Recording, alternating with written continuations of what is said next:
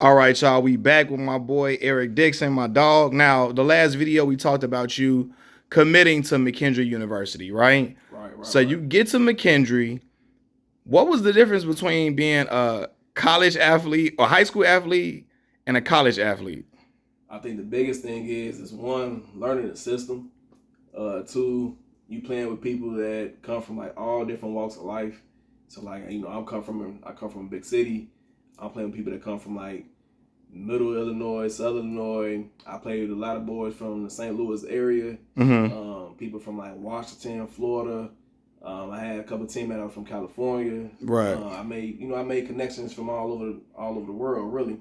Um, so having that first experience doing that, that was just something that, trying to get used to. I don't have heralds at my leisure like I want to. Harold's Chicken, Chicago's famous. Out there where I'm at, everything closed at like 9 o'clock. So everything, like here, if I was on like Stony Subs or whatever, it's 24 hours. So, I don't have that kind of leisure and stuff like I used to. And then, of course, I'm there. I don't have a car yet. Right. Or anything else. So just trying to get acclimated to being outside the city, not necessarily being in like a suburban area, but being like in the middle of the country, in the middle of nowhere. Right. Like cell phone service, one of the best with who I had at the time. I think when I went down, I had a cricket phone and realized that wasn't it. So want to be in communication with like my parents, my family back home, like having to change cell phone carriers. So just stuff like that, just like things that we kind of take for granted growing up here, being in a big major city, compared to like the simple life that some other people experience, in college. So I think the biggest thing was just the transition. And then as far as like the athletics go, like I said, it's learning the system, learning to play with other different people, learning like, hey, this is a business now. It's not necessarily like I still do it. It's still fun, but remember, I'm here for school and I'm here to play ball. So like, right. It became a business at the same time.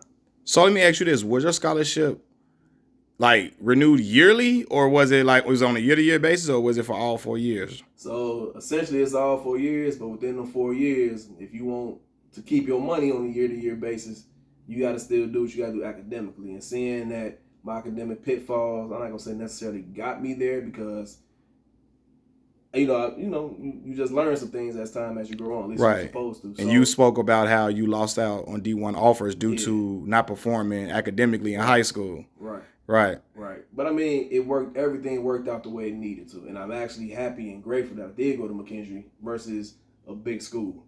Truthfully. Why you say that? Because just to have that one-on-one teacher experiences in my college courses, if it was some things that I was struggling in, they had office hours, but it's not like I'm just a student and a number.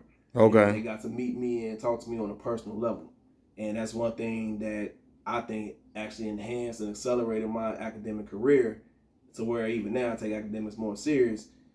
It's based on having that one-on-one experience. And then two, if I'm just having a bad day, things like that, I have a teacher, I had instructors, professors that was more personable and say, hey, are you okay today? Stuff like that. Like I wasn't just a number.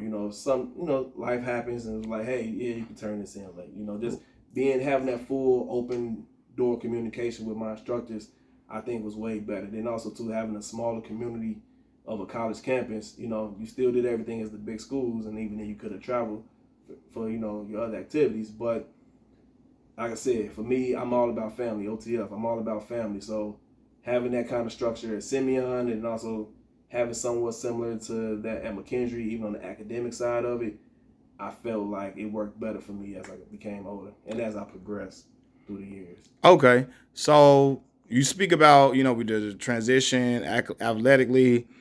Were you eating different than you were at Simeon? Yeah, 100% different. Having a strength and conditioning coach, and then like the diets, the food that we get in the cafeteria, but also too like what I'm eating in my dorm room. Especially because we hitting weights heavy. Granted, Simeon we hit the weights heavy too. We having like 6 a.m. practices and stuff like that. Right. But at the college level, it was a whole nother ball game. Like I remember, I think it was probably my sophomore year, either my sophomore year or my junior year. Once we got a new head coach and everything else, he came in and made a big transition for all of us to where we had weights. It's like our weight session was, you had a 4:30 a.m. session, 5:30 a.m. session, 6:30 a.m. session. Okay. And we ain't talking about you walking in the door at 4:30. We starting at 4:30, so you probably there by 4:15, just so you ain't trying to do nothing extra. 4:30 a.m. 4:30 a.m. So you know what time I was going to bed if I knew I had weights at 4:30? What I time? was in bed at 8. Damn. 8 o'clock.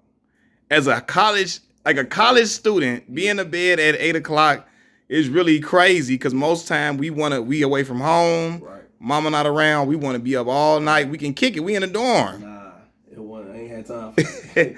Either I was gonna be there at 4:30, mess around, get in trouble, and not adhere to the team rules and team policies. And I was gonna be back up here in Chicago, and you know my parents and everything else, my village, worked hard, you know, to get me to where I am. You know, I worked hard to get to where I am. Right. So I ain't finna be out here just kicking it when I know I got to be up at 4:30 in the morning. Now, granted, did I go to bed at 8 o'clock all the time? No, I ain't gonna lie here and say that I did. You know, sometimes I did stay out 2, 3 in the morning, live a regular college life like everybody else. Right. I paid for it because I ain't get that much sleep. Right. You know, but luckily, everything worked out the way it needed to. For sure. I'm happy about that. But it was definitely intense. Right. Definitely intense. Okay, so when I talk about the life of a collegiate athlete, we talk about early morning workouts, study halls, you got film sessions. Film, practice, and you know, you still got to go get treatment. You know, treatment was a thing too. We taking care of our bodies. What time typically did your day start as a collegiate athlete? Man, 4 a.m.? If I had weights of 4:30, I had weights of 4:30 to 5:30 when the next group came in, and from 5:30, if I want to do a little extra, you know, a little cool down period, so I ran and stuff like that, you know, within the NCAA guidelines and all that stuff. My day pretty much started at 4:30, and depending on like what time I had weights, we still had meetings in the morning. So like you got meetings before practice, and then you had your practice. Practice is typically 2 hours, and then you know before you even go to practice, you got your training sessions with the trainers. You know if you had injuries and stuff like that. So you're meeting them with pre-practice plans and all that other stuff to get your treatments done, whether it be tape, ice, and all that other stuff. And then from there, you got your practice for 2 hours. You go off to class, and then you got your afternoon meetings and film and stuff like that. And then it's also varied if we was in season, out season. But then you know after practice and throughout the afternoon, we had meetings again for film. And then even after the film, you know, sometimes depending on what season we was in. After you got your film in the afternoon, we back on the practice field.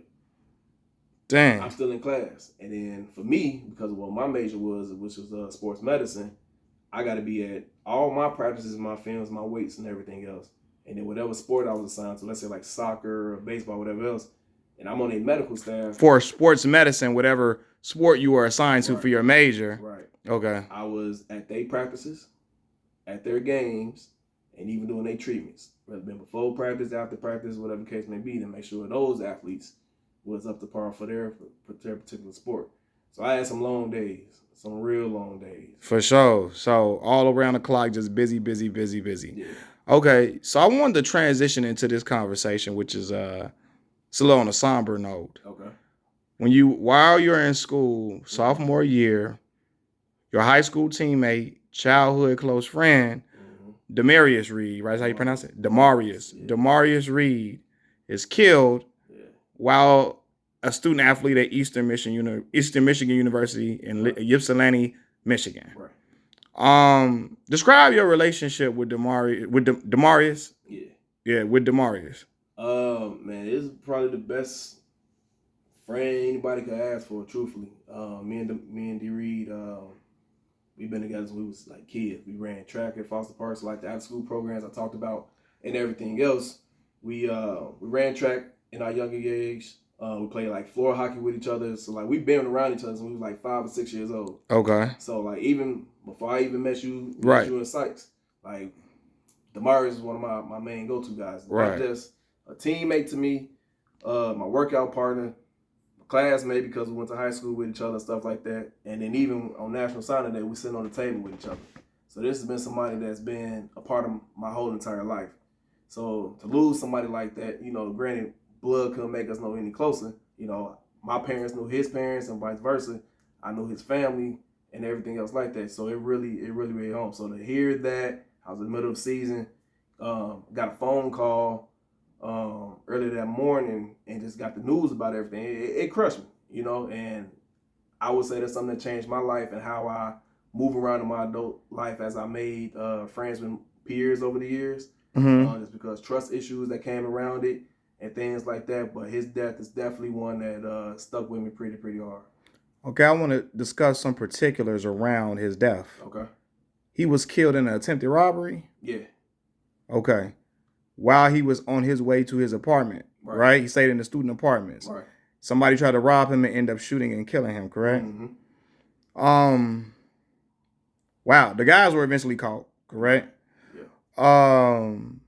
Man, that's hurtful because we're leaving an environment that people say is violent.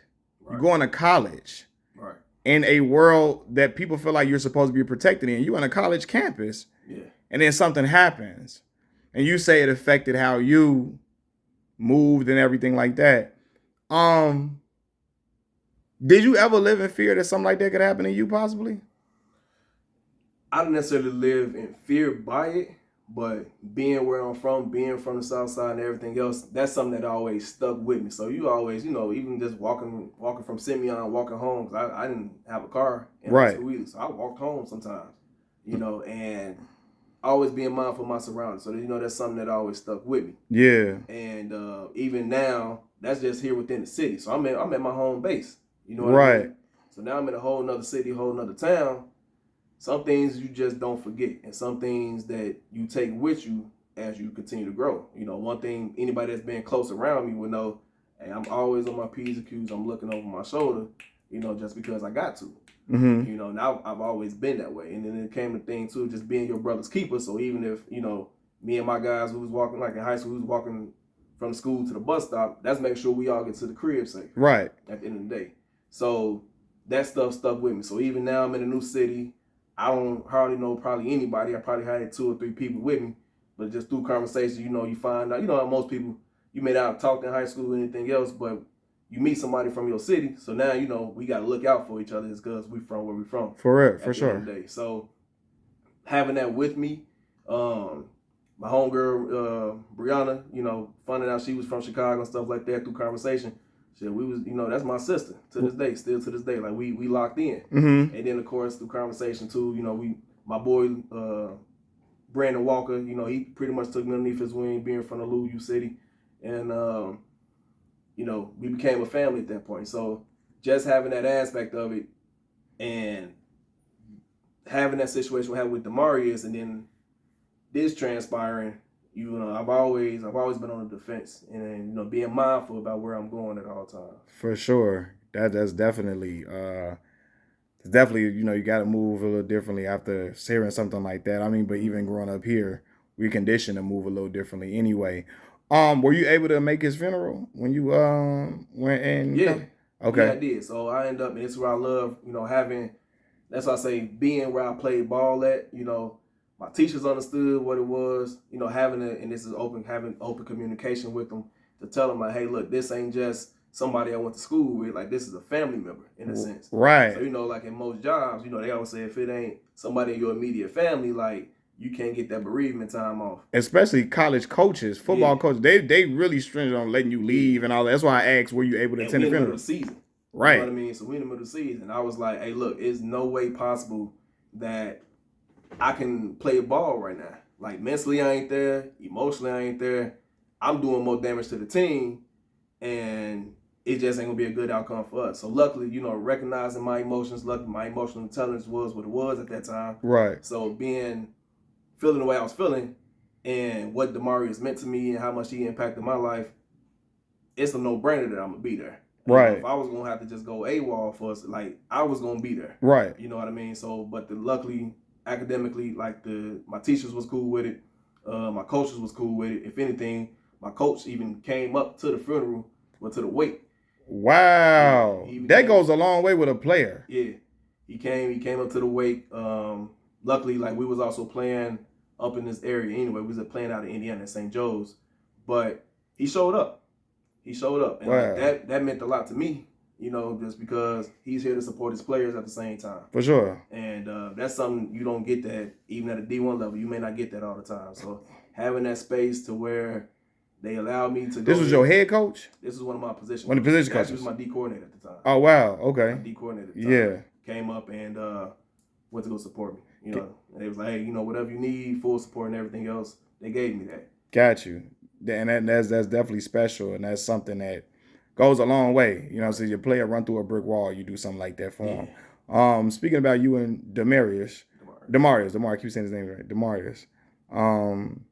You and Demarius, did y'all plan to go to Simeon together?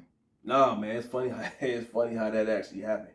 Cause whenever we was with each other at Foster Park and everything else, he went to Cuffy and all that stuff. But just like I said, with us hanging out at Foster Park, kind of lost touch over the years and stuff like that. And then as we're transitioning going into high school, our freshman practice, we walked past each other. I'm like, my mom and my dad, they sitting there at the door talking to the coaches, whatever else. Demarius sitting down, and I like walked past him, and then we sitting there talking. I looked over like, what's good, bro? Like, right. We disconnected, but then we reconnected. So, disconnected as young kids, and then reconnected in high school freshman year. And it was in sync, just like we used to be. No, so to answer the question, no, we didn't plan on it. It just magical how it happened. And sure enough, I'm like, man, my mom right here or whatever, and she remembered as soon as he walked up, remembered who he was. Right. Like, that's just that kind of relationship we had with each other. And then of course, saw his dad and everything else. Pops remember me, saw his mom and stuff like that. Mm-hmm. And then of course, Damani's like, he's at the age where he is now. So no, we didn't plan it, but it was just perfect how it all ran out. Right. And speaking about Reed, like, I remember his night. He was making strong strides at Houston, Michigan. Like, he was becoming a top playmaker for the program. And to see that happen, it was crazy. It was all in Chicago. Sometimes I remember it was all over Chicago news at the time. So very, very, very tragic, man. But I know that's something tough to play with on your mind while this whole thing is going on for sure, man. But thankfully, you were able to have a strong support system around you to get through that tough time, man. I want to say what was, and matter of fact, because this video about to cut off in a minute, I would have asked it in the next one. But yeah, man. But that I know it went a long way to have your coaches and stuff coming and be there to support you during that time period. This happened in what, 2013? 13. Yeah, 13. October 13. So it's been over 10 years since that. Yeah. Wow, time flies, man.